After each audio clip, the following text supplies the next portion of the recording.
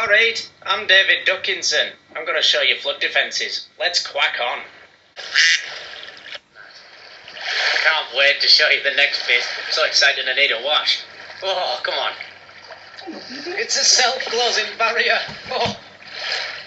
Now the reason I'm so excited with this is that there's a few firsts with them. First of all, it's the first time they've gone in the UK to protect a community, and it's the first time that this length of wall's been put up anywhere in the world. It's absolutely crackers-like. Anyways, there's 120 metres of them. They're about a metre high, and here's the clever bit. When it starts flooding and the water starts going up, the barriers go up themselves. It doesn't even need any of them pesky humans to sort it out. Absolutely brilliant.